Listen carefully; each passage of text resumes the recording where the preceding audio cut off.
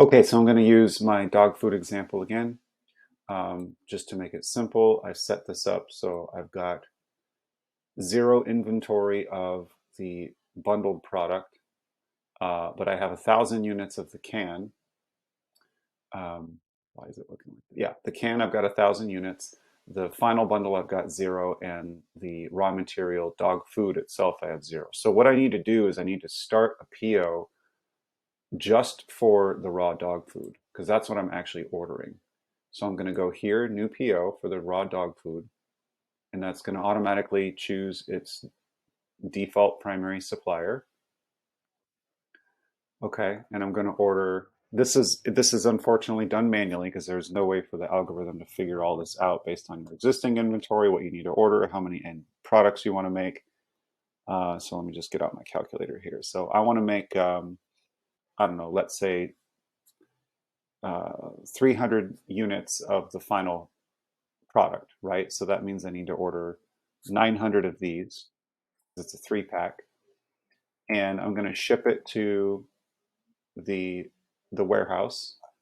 So we'll just go to the next step. Now this is where it gets fun. So we've got 900 units of the raw food coming, and what are we going to do? We're going to combine that 900 units into 300 units of this one.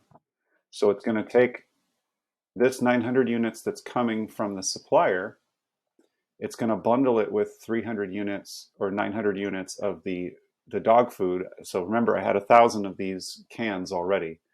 So it's going to bundle those together, and then I'm going to store all of that into inventory. 300 of the final product into inventory. Um, Now, so that process is very important. Again, you have to start from the raw material because I'll just show you the wrong way to do it because this is where a lot of people get screwed up. I'm not going to save this. I'm going to go back to my inventory page. If I had started from the final product, which in my mind logically would make sense, so the system knows to bundle it. The problem with starting from here is that, again, the system is going to assume that you're ordering both raw materials, and it's going to create two different purchase orders right off the bat.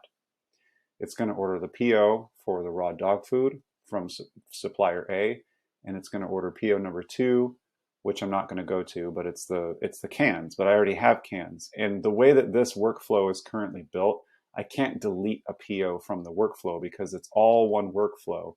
And this is the work order is assuming that both these POs are coming and bundling, so I can't delete the middle one because it messes up the whole workflow.